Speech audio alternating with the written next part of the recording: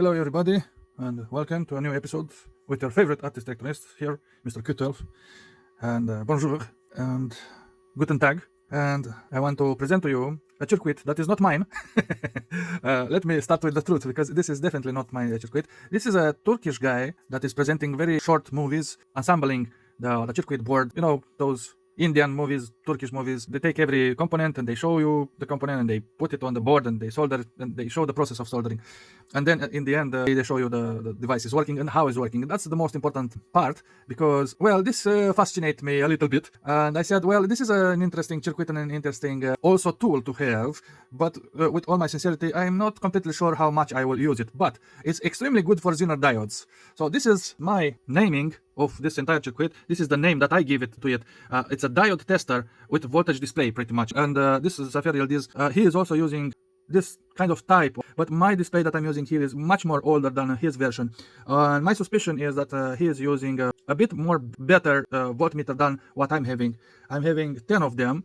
I bought them for a special project a long time ago, and I took this one that you are seeing it there. I took it out from this project that I'm not using it anymore. It is ready available and I can use it, but this voltmeter that I'm having, it is not really a good one. It is having a big problem. So basically, you see this little round element here. This is a potentiometer, very SMD potentiometer, and it is indeed having 3 legs, 2 here and 1 somewhere there, but it's barely visible. This is the range from 0 to 30 volts, I believe. And from that potentiometer, you set, let's say, to 5 volts. It's exactly what I did. I tweak it to 5 volts to display correctly this 5 volts. But as long as it's going in this direction and it's seeing voltages less than 5 volts or higher than 5 volts, it is derating. The value that is displaying is erroneous as further and further is going away from this middle setting point. It's the best value he knows what to read, but the rest is more erroneous than this very fixed and very precise point. This is the problem with this. And my suspicion is that his is a bit more newer than my old shitty displays that I'm having here. I believe he's having better tools than I am.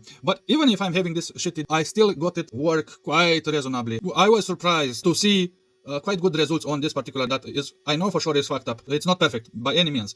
Another problem is that this is not really in conjunction with my voltmeter. It is not on the same page. They are different, very different builds, you know, constructions or designs. What is here and what is there. It's a big difference. The original circuit from this guy, it had a PDF on Google Drive, and I downloaded it. And inside it was this circuit that you are seeing it here. And of course, I didn't know where the fuck is the power supply and where the fuck are the probes, because it's having this stupid notation here, P1 out, and this one P2 out. What the fuck? This is those terminals, you know, where with screws and you put the wires into. While I was building it, I realized this must be the power supply here, and that's the ground, which is this one here, and everywhere in the circuit where it's denoted, probably that's the probes. And of course I was right. I also looked on his movie and I couldn't really determine where is the power supply and where is the probes connected. He showed everything a little bit too close, zoomed in, and I couldn't tell where is where. And also a very big important detail is that his values didn't, on the diagram, on the circuit that I'm having here, didn't really kiss with the components that I'm having and with the circuit that I'm having. And I did some drastic tests. Actually, I tested the shit out of it because it was showing me in the very beginning when I first built it. Actually, it worked from the start. After I finished building it, when I probed something, it worked from the start. And I was quite happy. But immediately I realized that is way off the data that is what was displaying. And I started to tweak everything to align it, to make it show the good values that I was measuring. I used some known Zener diodes and I test them. That was my calibration point. Those Zener diodes, a lot of them actually, at very different values between them. And I had to calibrate it. So to calibrate this circuit to fit what I'm having here was really pain in the butt job. And it took me one day to build everything, to calibrate everything, to test everything. And now I'm happy, actually. Now I'm very happy with it. I managed to make it perform great, actually. Let me check this transistor because I was talking all the time. It's 40 degrees hot. This was getting hot extremely high. With the original values that when I built it originally, this MOSFET was extremely hot. I don't know how hot it was, like 60 degrees, something like that. And of course, I didn't have his components. And probably that's another problem. That's why I had to calibrate my circuit. It was way off, especially on this resistor here. You see, he used 150 kilo there. And I lowered it down to 4.7 kilo. And it's that green resistor that you can barely see it there, but that's the one, not this one. That's the one. And this one that you are seeing here is this one.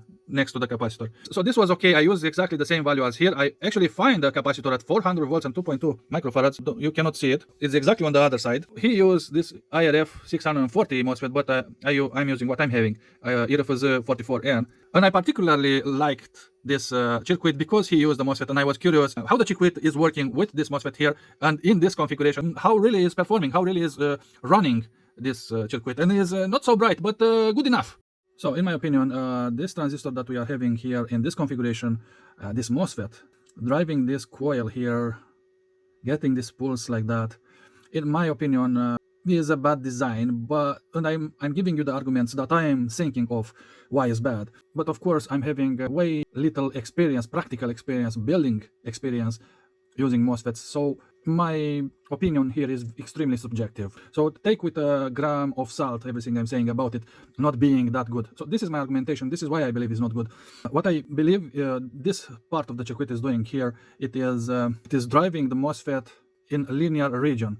And when a MOSFET is driven in linear region, usually it is used as a resistor with very low gate voltage. It is not opening the gate to the maximum. That usually my MOSFET, my IRF44, and I know it needs 20 volts to fully open. And when it's not fully opened, then it's starting to heat up. And you've seen me checking with my finger on the MOSFET while the entire circuit was running. And I keep it on intentionally for probably half an hour just to check if something is going nuts, especially thermically, especially this transistor. And also I checked the coil, if the coil was heating up, but it wasn't. In the beginning, with the original circuit and the original values that I used, the transistor got quite hot. It was too hot to leave my finger on it for too long time. But now it is running very, very cold, a tiny little bit warm because of my tweaking that I did here. But I just got lucky that it didn't got more hotter than it was running before.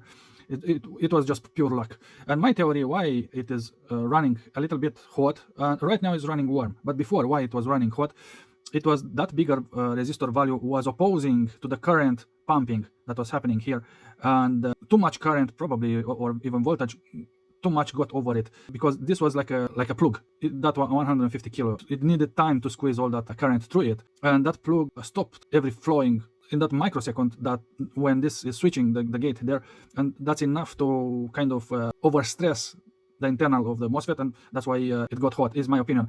And now when I change it to 4.7 kilo, it's way less restriction, and the current is flowing a little bit more lightly. The hole is a bit more larger this time, and the current flow is a bit more than before. And probably that's not as big as a plug as it was before. It is still like a plug, but not as big as it was before. And that's why right now it's not heating up so much. It is warming up, but it's really not an issue. So that's my explanation there. But why I'm thinking why this configuration is bad is because it is running in linear region or in ohmic mode, practically like a resistor, because the lower voltage that is supplied with on the gate is opening it tiny little bit, just enough to pass some current through it, and it is opposing something inside it is opposing to that flow of current, and is heating up the entire structure, the internals. So the remedy to drive this MOSFET is to apply the maximum voltage to its gate, that 20 volts that is written in the datasheet.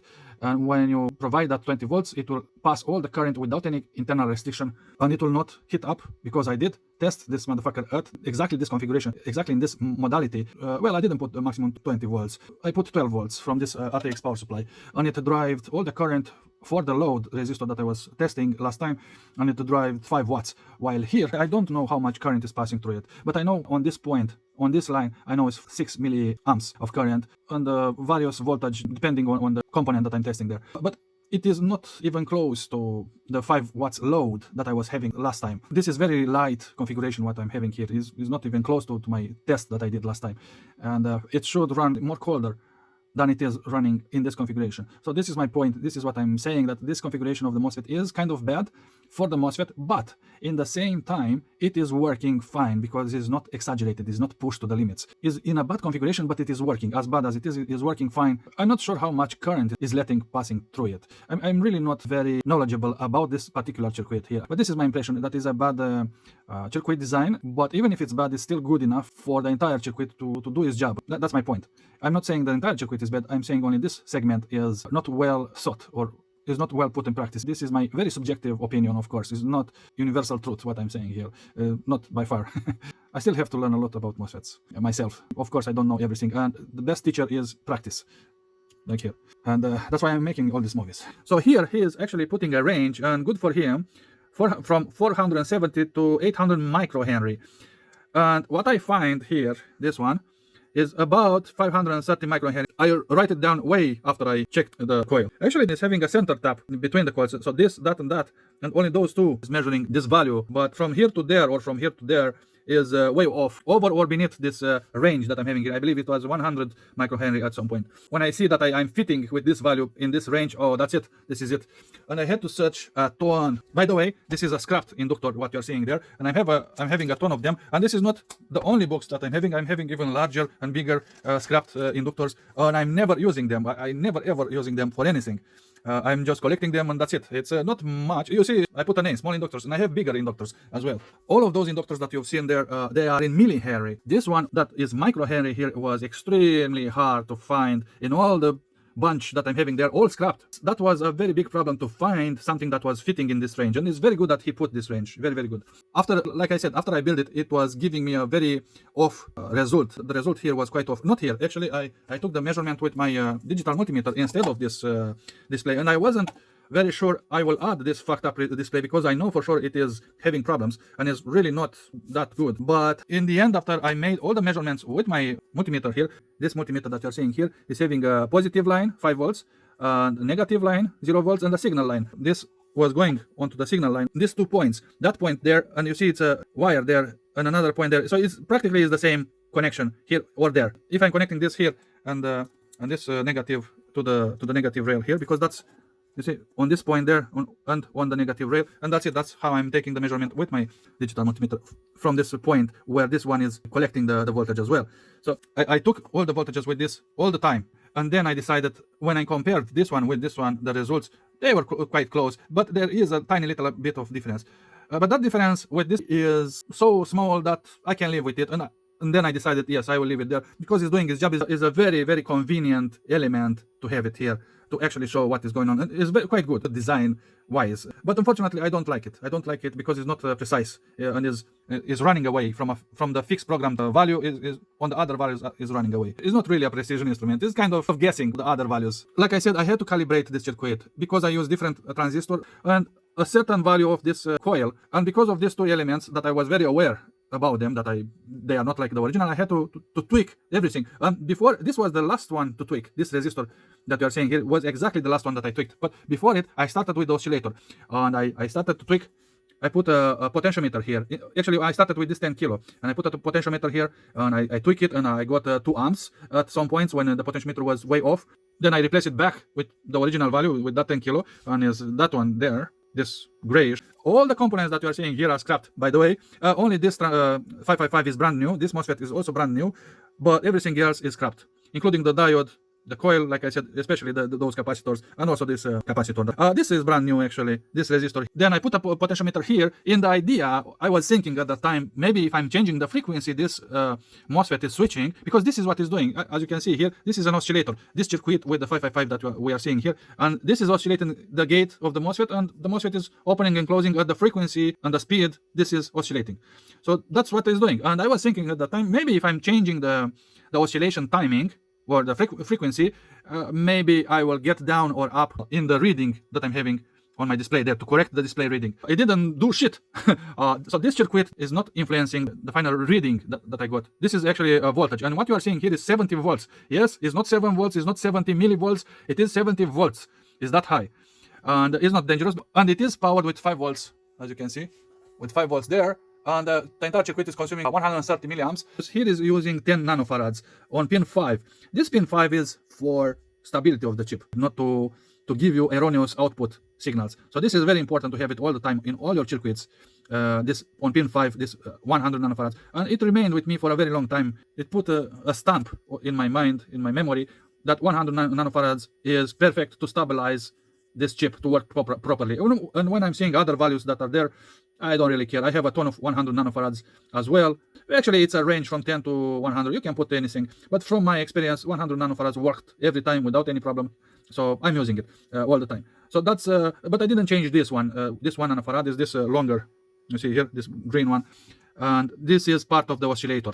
And you see this dotted line that I put here. I'm splitting, I'm making clear the modules in this circuit. Although I never worked with this circuit in my life, this is the first time, understanding the modules that are in it. This, from my knowledge, I didn't work too much with this kind of circuitry, with the MOSFET, with an inductor, and pulse MOSFET. I didn't made that many circuits. So this is a novelty for me, this electronic circuit that you are seeing here. From here, you see this dotted line, to here, to this other dotted line. So this is in the center here. This is a novelty circuit for me. I didn't work that much with it. From what I can say is a voltage pump. Is pumping up the voltage that is receiving, is pumping it up to 70 volts on this output from the diode there. After this diode, I'm reading this 70 volts, which I believe is even higher. Voltage is 100 and something volts. I used exactly the same value that he is using here, 4.7 ohms on the gate of this MOSFET. Again, very curious, very weird values for the gate at least, and also no protection for the gate. And here, this circuit, I didn't know exactly what it is, and I'm guessing what it might be. I'm seeing this capacitor here, this very small value capacitor, 2.2 microfarads is small, but at a very high voltage, and I'm not really used to high voltage capacitors, and my guess is because this voltage pump that he is using here, probably this is going up to probably 200 volts or something close to it, or 140 maybe, who knows, 150 volts, and this is filtering the oscillations that are coming from there and transforming it into a continuous voltage here after the capacitor. Probably is like a bucket, and the water is coming here drop by drop, like very fast drops, and from the other side of the bucket is flowing a constant current, something like that. That's the filter that I guess this capacitor is used for, especially here. And this 330 kilo resistor is usually used across a capacitor to discharge it slowly but surely, like probably for this value 330 kilo, probably 1 minute or around 1 minute. And this capacitor is totally discharged when it's unpowered. When the circuit is, when you take out the power, is more a protection resistor across the capacitor. This is what I think this resistor is doing there. I didn't change the capacitor, I leave it like it was, but I did change this one, this 330 kilo, and it didn't affect absolutely anything. The result was absolutely the same as before, the same error I was having, even if I changed this resistor here. So I lowered it down to 10 kilo even, and nothing, absolutely nothing. So I leave it as it was, this 330 kilo, and I start to formulate this idea, maybe this is actually for that capacitor to discharge it when the circuit is off. Literally the last element in the circuit, this one, and when I started to lower that value from 150 kilo to 100 kilo and less, then that I start to see a remedy. I start to see a change in my display, actually a rising in voltage, because it was lower than my multimeter, because I was compare it with my multimeter reading and the value of the Zener. And with this occasion I will bring all my Zener diodes values. So this is in voltage. So these are Zener diodes of 2 volts, of 2.2 volts, 2.4 volts for this example. And I made, these are matches, stick matches, you see? Transge, like from Georgi, Trans-Georgi it means. And these matchsticks are very, very good because the height is very nice, and they are wide and big enough, and I like them. I took out the matchsticks, I throw them away, and I made this with paper, you see? With paper I made these channels, and I put my values that I bought.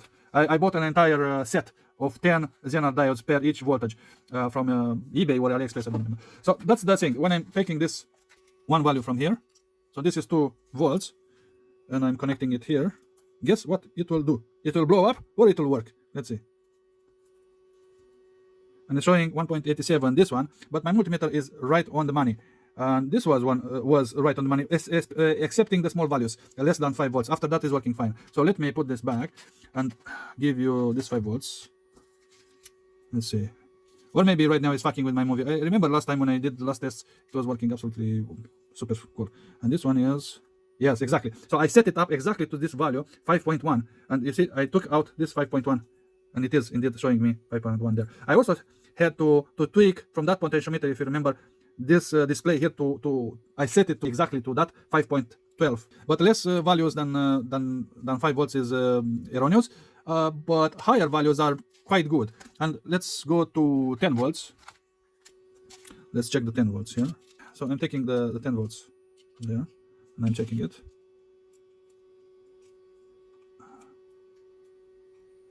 And voila, 9.90. Of course, there are problems with the diodes themselves. They are a little bit less. Yeah, there, exactly, perfect. Remain on 10, please. No, you don't want? They are out of spec. They are not all the same, but usually they are. So 9.9 is good enough. Look, 10 volts. Okay, and when I'm lifting it up, is resetting to 70. And this guy that he built his circuit was having it 100 and something. I don't remember how much, but it was over 100. But I'm having this 70, and it's good enough. Probably that's why he used this very high value resistor here to rise up the displayed voltage that it was having there in his case. But in my case, it's good enough with 70. And let's go to 39 volts, which is the highest voltage Zener diodes that I'm having here. And let's see if this baby is able to read them. I already did all these tests, and I know for sure it is reading it. So as you see, 41. Well, some are better than others, and maybe these are, instead of 39, they are actually 40. But the convention, you know, they said, yeah, let's be correct. Yeah, this is 41 again. But the idea is that it is able to read this higher voltage Zener diodes that I wasn't able to test and read them with anything else before this. And that's why I actually got excited, and I really liked the circuit in the first place when I first seen it. And I said, well, I must try to build it first. And then when I did this test with this 39 volts, then I was happy. And when I was getting actually good values there on my display. At this part of the circuit, like I said, this is a filter here. These two components are used to filter out the signal that is coming through here, this high voltage. But why this motherfucking resistor is changing everything and working correctly, at least on my display? And then after taking some breaks and looking more carefully on the circuit diagram, I realized that this probes the element that you are inserting it here to be a diode, and even a short circuit. You see, if I'm doing a short circuit, it will read 0 volts. Come on, please damn it. When I'm making a short, it's reading 0 volts. I was fascinated by this 0 volts reading, and that nothing is blowing up. This was another reason why I built it, to actually understand what the fuck is going on, why this is working so nice. And then I realized that these two probes here, well, the component that you are putting here or shorting these probes, like I showed you. And then I realized that this might be a voltage divider, but and I wasn't very sure. You see this question mark here, but it kind of makes sense in a way, because I'm getting the voltage across literally from the 0 volts, on the top part of the component.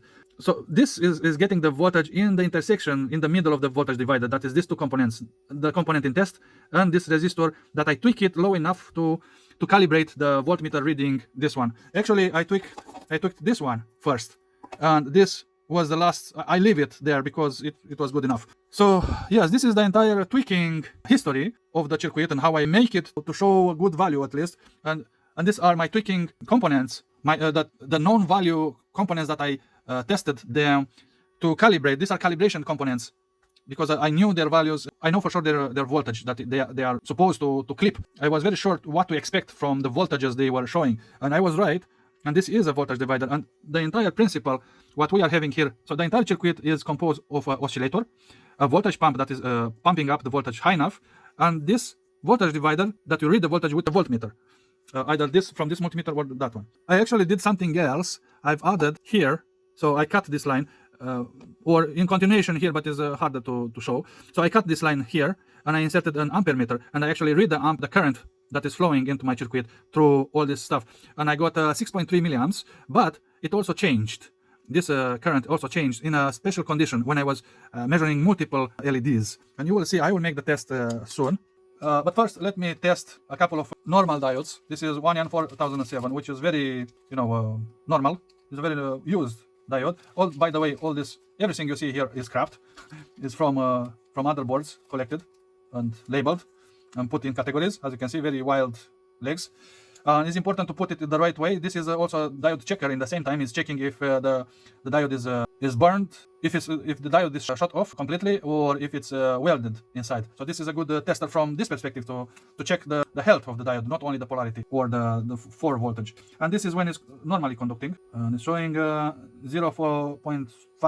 0.6, 0.6. I'm having problems with the diodes lower than 5 volts readings. With this one is reading very well, and I can prove it. I can put it on, and you will see a very good, substantial good result with my multimeter compared with this one. But this is good enough to give you an idea. Yes, this is working.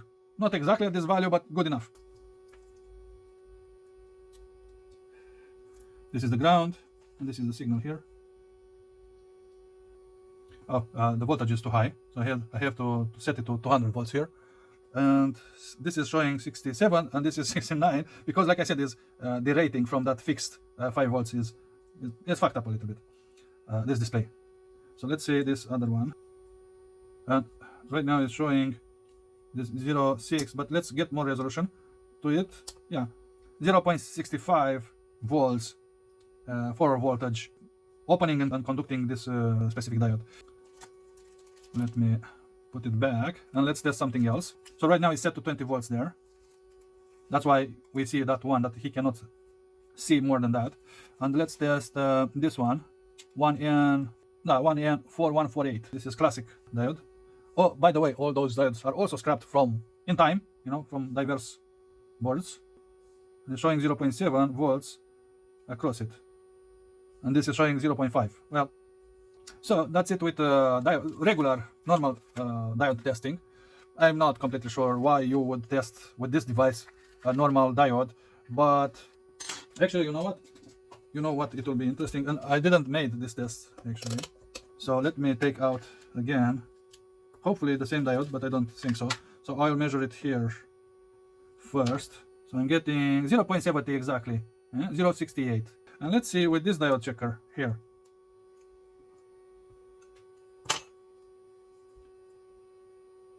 Zero 65, 66, 67. What? It's like a capacitor here. 68.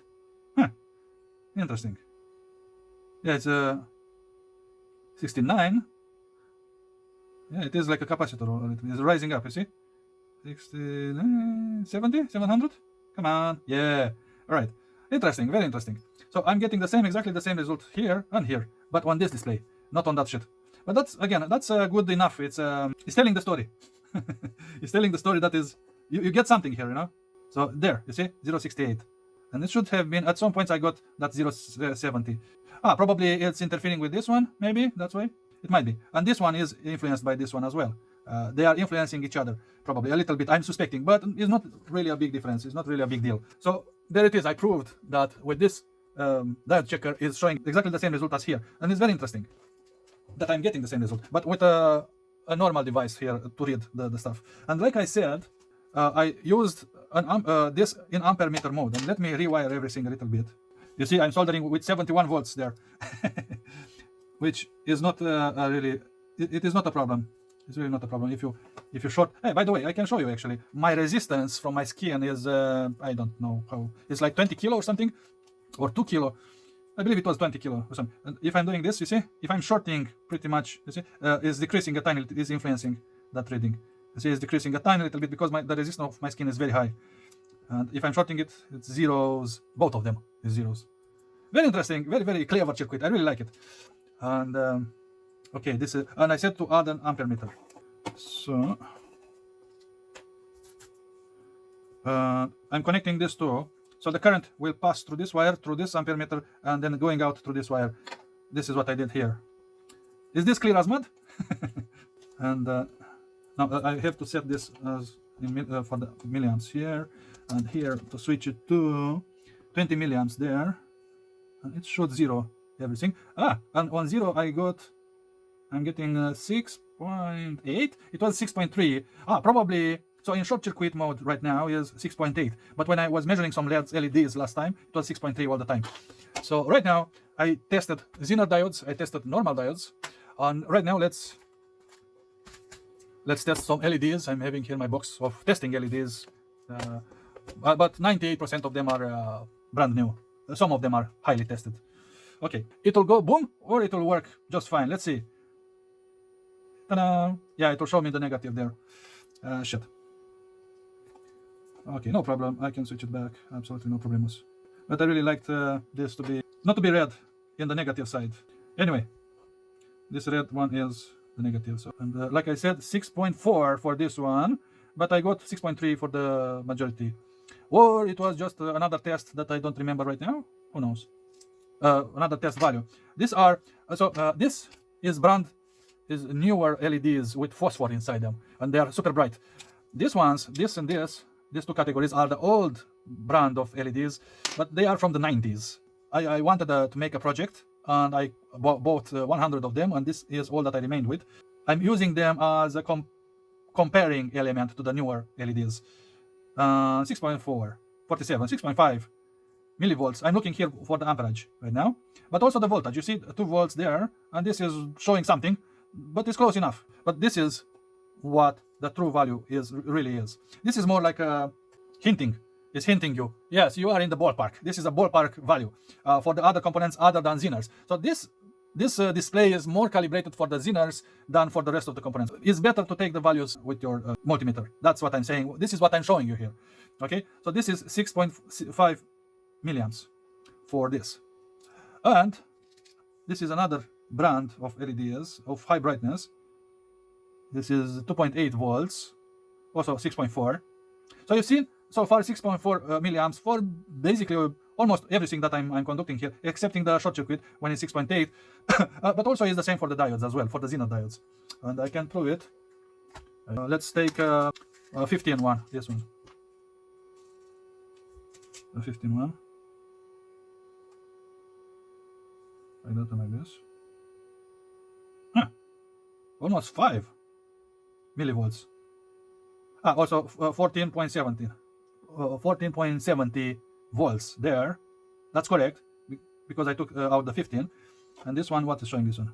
This is showing quite good here. Quite good. This is 15 actually. Yeah, it's a little bit off, but it's good off in this circumstance. So this is showing 4.96 for 5 milliamps. Yeah, okay. So this is eating a little bit more amperage. So 15 here, right? And let's see here on the list. I tested the Zener diodes, the general normal diodes here, the LEDs, these LEDs here, and I have only this one to show you. But first, let me show you another type of LED, this one, which is very oddball, very odd, extremely sensitive LEDs. This one, I managed to burn them just like that. Well, 6.4, this exactly like the other ones, and you see it's quite a good brightness. Another detail about the circuit, when I was having this 150 kilo, the brightness of the LEDs that I was testing wasn't so sharp like it is when I'm testing it with this value, with 4.7 kilo that I'm having right now. So it's very good for LEDs, for the brightness of them. Let me show you a blue one actually, because this is quite nice. Like that. Is it? 2.8 volts and 6.3 amps. And also a green one, why not?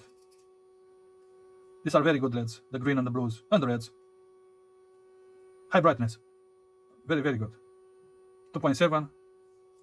Okay, and also this laser, but it wasn't a very strong laser, like a fart LED.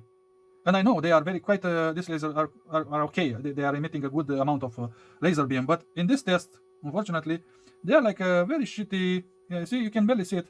Yeah, it is lighting up. Can you see it? It is lighting up, but like a fart. Yeah, kind of.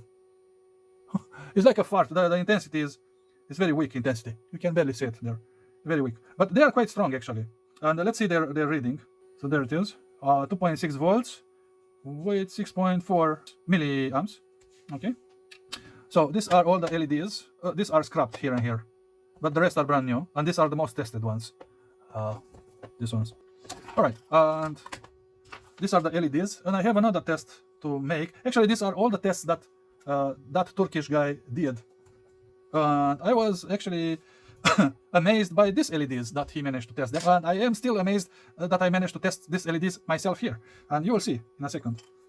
And here is the positive line, and everything else is negative. So this is the positive here in my case. And check this out. And you see there 8 volts. And here as well, 8 volts. And here should be 16. Yep, 16. Perfect, 16. There. Okay. And here, 24. And this is out of range because it's 20 here. I must switch it to 200 volts there. So now it will show 24. This is very good, this one. The display here. This red one. And also pay attention to the current. Here in this situation, the current is lowering. As many as I'm testing here is getting lower and lower and lower, the current. And so here, for only one LED, I'm getting 5.6, 5.7. And for 3 of them, 4 milliamps. And for 5 of them, 2.6 milliamps. And here, this is the last that I can test. and you can see 55 volts and 1.45 milliamps. And you see they are, I'm not sure how the camera can see, but in reality they are way more brighter when it's only 1 or 2 compared with the rest. So it's a lot of current diminishing when it's all of them because of the circuit, but the circuit is delivering all the voltage that is necessary. Unfortunately, I am having that burned out LED there. So you see it here, this is burned out, and I cannot continue the test. If I'm linking these two, I can test the other ones, but these are good as well. So I can put it here and here, probably no, inverse. So here is the minus and here is the positive, you see. So this side and this side are good, excepting that one that is interrupted there, that is no more, got burned. And this is a excellent, actually. This, they got heat up, they got hot, very hot actually, when they were running. When I quickly put my finger here, it's still quite warm right now. This circuit here is a very good lamp, like I wrote it here, LED light, high voltage, forward voltage tester. Very, very good for this. If you want to test this kind of LED lights, you know, it's excellent. Individual LED, one by one, or a bunch of them even, and you should make this voltage here a bit more higher than what I did here, for a couple of hundred volts, but you will lose how well it will read, the reading resolution, you will lose it if you change to higher voltage here, changing that resistor that is there. So that's a programming resistor what we are having actually. If you want to make specifically this circuit not to read all of this, but only for LED light, high voltage LED lights tester like this, you can change that to 150 kilo or even higher, because if you change that, it will change the voltage divider middle here, and it will read even higher voltages here, until the maximum that this coil can provide here, this voltage pump can provide it. And I don't know how to tweak this voltage pump yet, but it's in my plan to further study it, and I love its simplicity. If you want to, like I said, to test this kind of LEDs, you can make this specific value and ignore the other good resolution for the LEDs, for the Zener diodes, you know, is like a trade-off, you know. And what I'm having here, what I calibrated actually for this Zener diodes is excellent for Zener diodes, excepting less than 5 volts. Once the display here is showing a little bit less, but this is showing the exact number, the true number. This is doing monkey business here, this display. But again, it's good enough. It's kind of giving me the idea. Also, everything that you are seeing here is on cardboard. And when I'm saying cardboard, I'm saying this kind of cardboard from chocolate, cigarette packages, you know, cardboard, real cardboard. And I'm having this cardboard holder here. Yeah, see, another cardboard here. Various cardboards. And yeah. And thank you to this guy, to this Turkish guy, that he got here a very interesting, I really like the circuit. It's a very interesting circuit and I really like it. And I got a little bit further with it. I got a little bit further in the woods in its analyzation of the circuit. First of all, by curiosity, because I was curious, and second of all, because it's quite a clever circuit. I'm not sure if this Turkish guy, he made it. If he made it, good for him, bravo. It's a very clever circuit, it's very interesting. It's kind of for everything, but it's also in the same time is specialized, either for Zener diodes or for LED lights or for LEDs, specifically for LEDs. Yeah, thank you very much for watching. I hope you like it, and also leave a like. And see you later from your favorite artist electronist here, Mr. Q12. I say to you goodbye and see you later. Arrivederci. And made yourself this kind of circuits because they are nice. This is a very nice circuit board and project. And I was having the intention to make the case for it. All right, goodbye. Bye bye.